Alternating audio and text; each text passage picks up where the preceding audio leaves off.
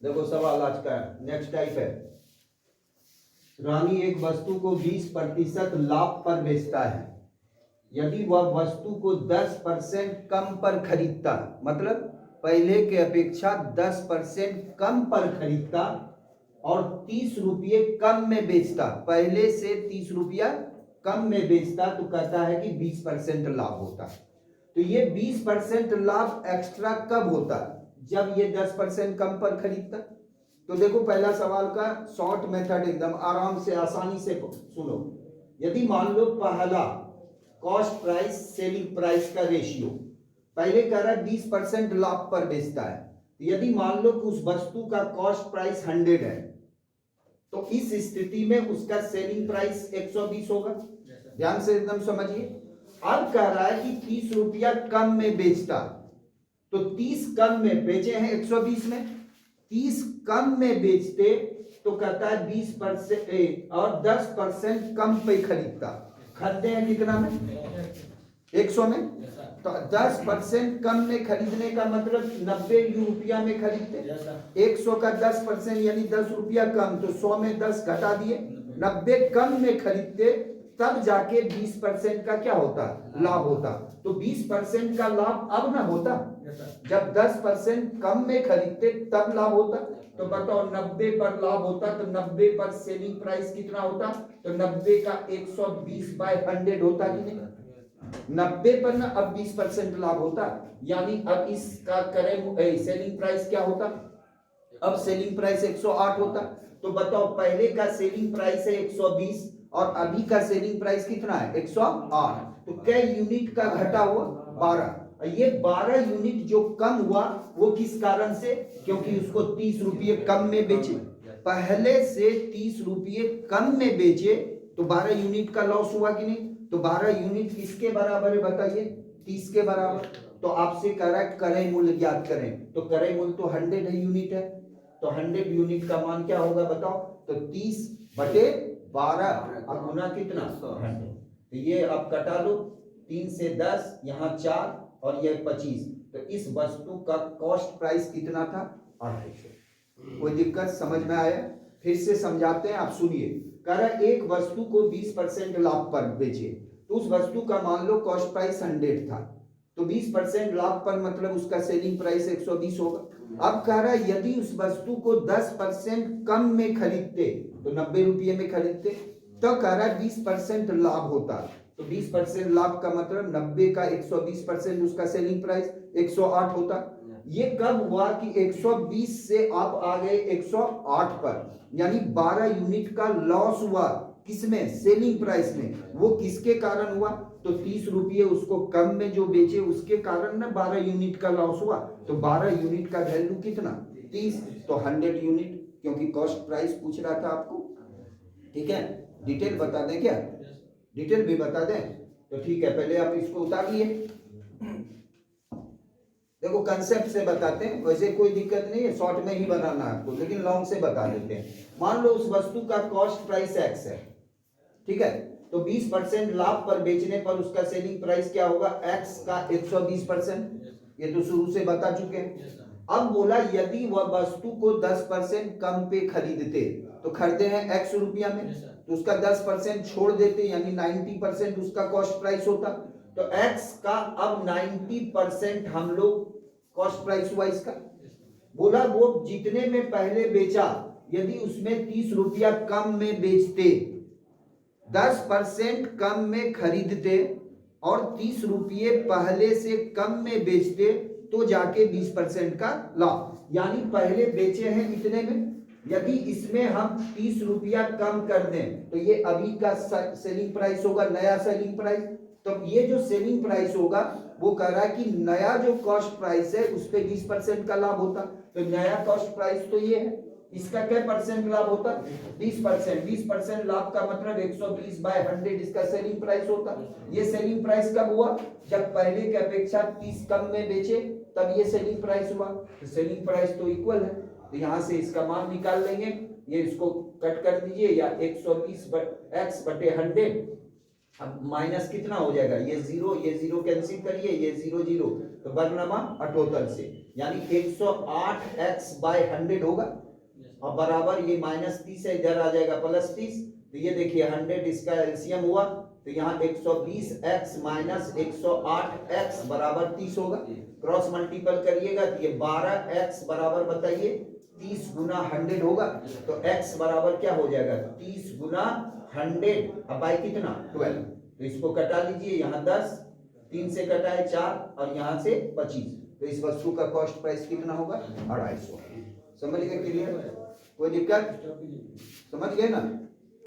ध्यान से देखो, सेकंड क्वेश्चन सेम पैटर्न का सारा क्वेश्चन है पांचों। अब जरा ध्यान से देखो, कहीं दिक्कत नहीं, इसीलिए सारा प्रश्न आपको सेम पैटर्न का डाल देते हैं। फिर अभी 5 क्वेश्चन और देंगे, वो अलग होगा टाइप का, उसको भी ध्यान से, लेकिन ध्यान से देखते चलो, शॉर्ट में बनाओ, लॉन्ग में नहीं बनाना है, समय कम रहता है। एक वस्तु उसके क्रय मूल्य से 5% अधिक पर बेचता है, सवाल सेम है। यदि उस वस्तु का कॉस्ट प्राइस आप मान लो 100 रुपीज, तो इसका सेलिंग प्राइस 105 होगा। बोले उसने उसके लिए जितना भुगतान किया, जितना भुगतान करने का मतलब कॉस्ट प्राइस जितना आप दिए, तो उससे 5% कम पर खरीदता, यानी 100 में आप भुगतान किए थे, अब 5% कम यानी 95 रुपया में उसको खरीदते, तो कह रहा है यदि 2 रुपये कम में बेचा होता, बेचे हैं 105 यूनिट में, 2 रुपये कम में बेचा होता, यहाँ देखिए ये यूनिट माने हैं, ये 105 रुपया नहीं माने, 100 यूनिट 105, तो लोग क्या करता है इसमें कि 2 रुपया घटा देता है, 103 लिख देता है, ऐसा नहीं है, ये यूनिट माने हैं और यहाँ रुपीज है, इसलिए ये 2 रुपया कम, दैट मीन्स 105 यूनिट में 2 घटेगा, तो 105 रुपीज नहीं है, ये गलती नहीं करना है। अब बोला 5 कम पे खरीदता और 2 रुपये कम पर बेचता पहले से, तो 10% लाभ होता। तो ये 10% लाभ कब होता, जब आप उस वस्तु को 5% कम में खरीद के लाते तब ना, तो 10% लाभ होने का मतलब 95 पे होता।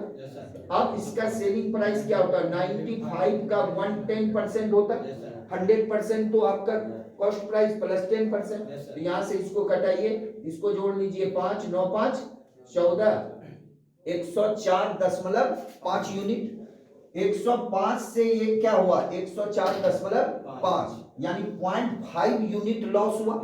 ये 0.5 यूनिट लॉस किस कारण से हुआ, क्योंकि पहले की अपेक्षा 2 यूनिट कम में बेचे, इसके कारण ना, 2 यूनिट कम में बेचने से, ये देखते हो पहले सेलिंग था इतना, अभी सेलिंग इतना है, तो ये 0.5 जो कम हुआ, ये किसके कारण हुआ कि उसको हम 2 रुपये कम में बेचे, तो 0.5 यूनिट का वैल्यू 2 हुआ, तो आपसे पूछ रहा है उसका सीपी बताओ, कॉस्ट प्राइस, तो 100 यूनिट्स का मान क्या होगा 2/0.5 इंटू कितना 100, तो ये पॉइंट से यहाँ चला आएगा और इसको कैंसिल आउट करोगे तो 200, यानी उस वस्तु का कॉस्ट प्राइस कितना होगा 400।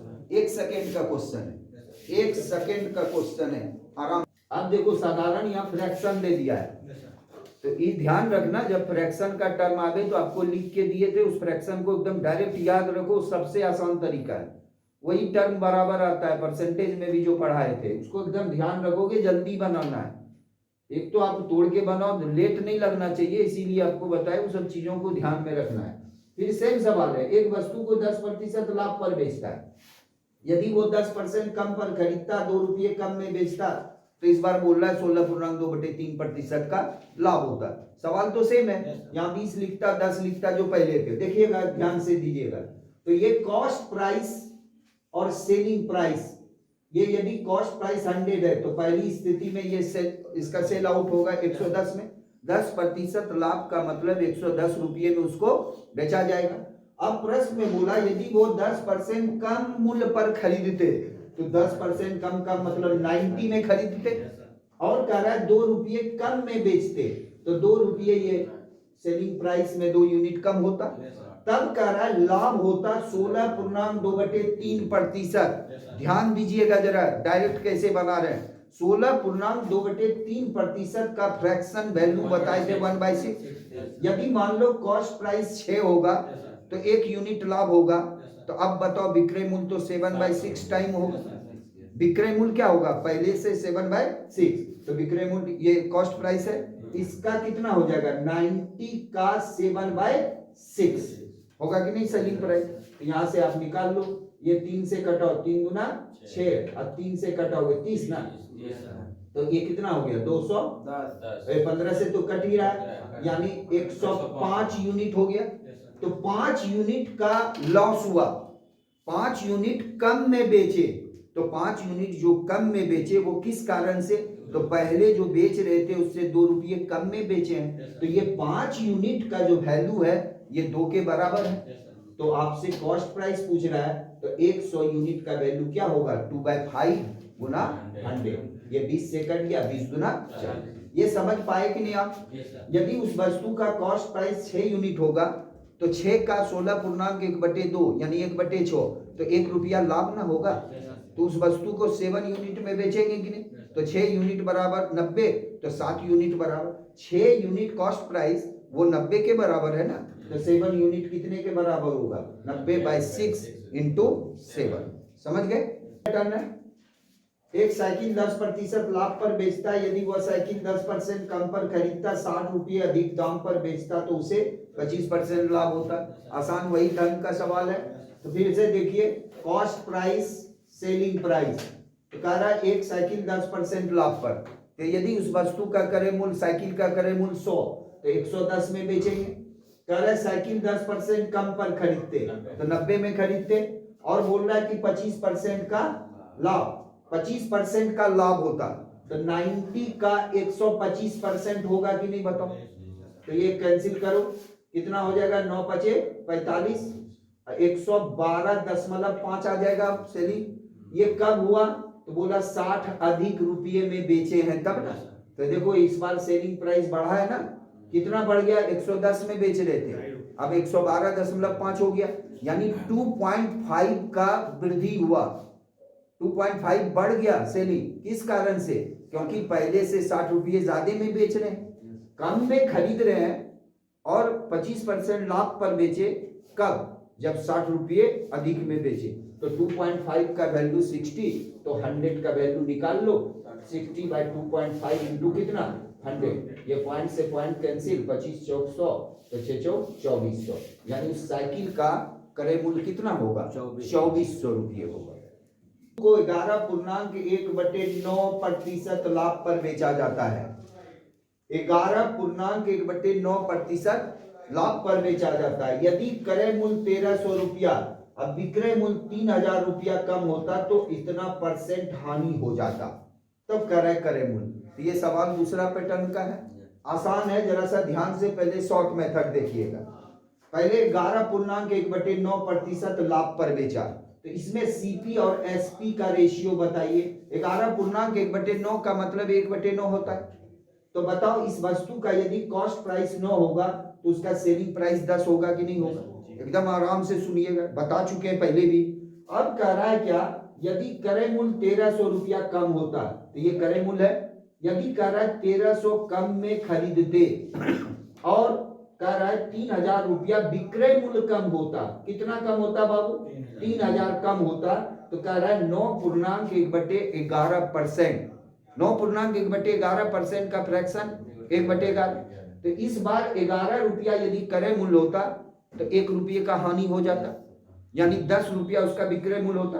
ध्यान से सुनिए, यदि इसका 11 रुपया कॉस्ट प्राइस होता तो 11 का 9.1/11 यानी 1 का हानि होता। तो 1 का हानि का मतलब 11 में खरीदे और 1 रुपये का हानि हो जाए तो उसको बेचेंगे कितने में, 10 में बेचेंगे कि नहीं बेचेंगे। तो ये 10 हो जाता है इसका। तो क्या करना है, शॉर्ट में पहले डबल क्रॉस मेथड का उपयोग करते हैं। वैसे हम आपको डिटेल अभी तुरंत बताएंगे। आप क्या करना, पहले कोना कोनी घटा कर दो, कोना कोनी गुना करके घटाओ। तो 11 गुना 10 ऐसे 110 अब माइनस 90, तो ये कितना आ गया 20 का डिफरेंस।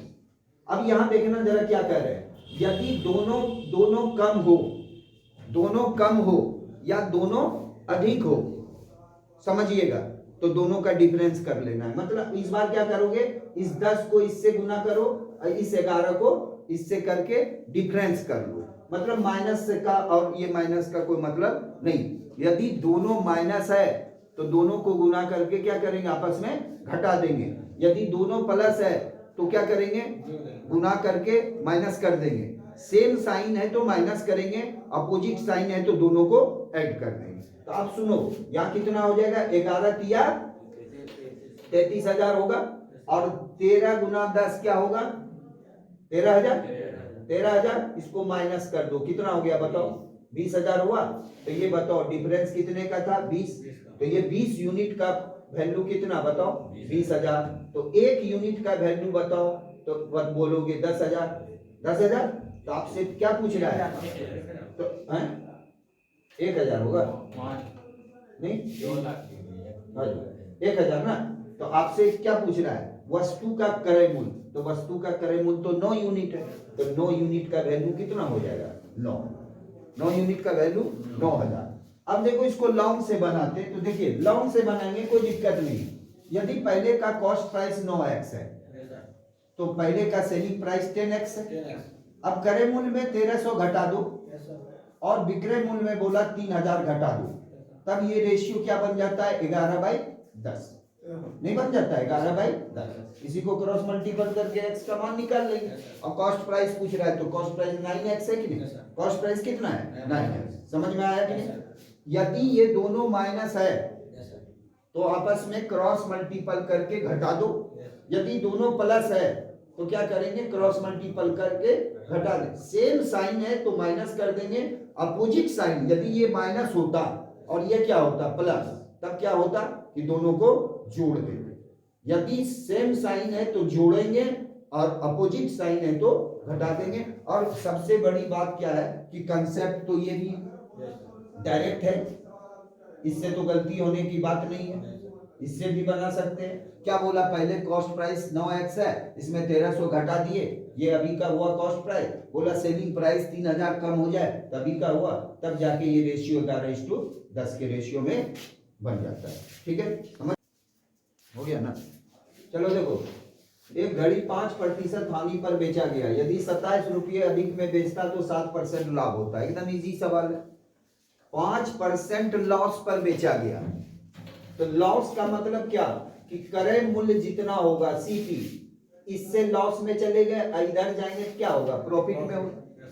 तो आप बताओ ये -5% लिख दे, काहे कि कॉस्ट प्राइस और सेलिंग प्राइस सेम ही जगह रहता तो 0% होता, ना लाभ होता ना हानि, डायरेक्ट बना रहे हैं। तो ये बोला 5% लॉस पर बेचे, यदि इसको 27 रुपया ज्यादा में बेचते पहले से, तो कह रहा है कि ये क्या हो जाता है 7% लाभ, यानी +7 पे चले जाते। तो आप बताओ कि ये -5 से +7 हो गए, ये किस कारण से -5 से +7 हो गए, क्योंकि 27 रुपया ज्यादा में बेचे। तो -5 से +7 का मतलब 12% बढ़ा कि नहीं बढ़ा। तो 12% का वैल्यू कितने के बराबर, 27। तो आपसे कॉस्ट प्राइस पूछ रहा है, तो कॉस्ट प्राइस तो 100% होगा। तो 27/12, अब गुना कितना 100, 3 से कटाओ 4, 3 नमा 27, 4 से 25, 25 नमा 225, यानी 225 रुपया इसका क्या होगा। समझ गए, समझ गए। क्या करना है कि आप यदि लॉन्ग से बनाओगे तो सीपी एक्स मानो, क्या माने एक्स। तो एक्स का 95% पहला सेलिंग प्राइस, यदि बोला 27 अधिक में बेचते तो +27 कर दिए। अब ये सेलिंग प्राइस हुआ, ये सेलिंग प्राइस तब होता जब 7% लाभ होता।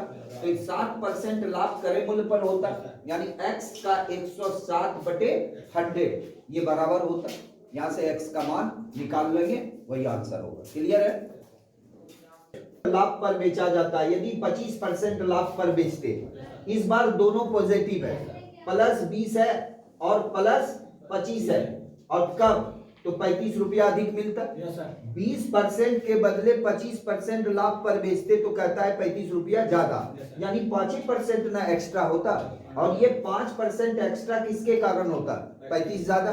तो 5% का वैल्यू कितना है 35, इसलिए 100% का वैल्यू निकालेंगे क्रय मूल्य, तो 700 रुपया इस वस्तु का क्या होगा, क्रय मूल्य होगा। समझ गए। इस वस्तु का कॉस्ट प्राइस कितना होगा।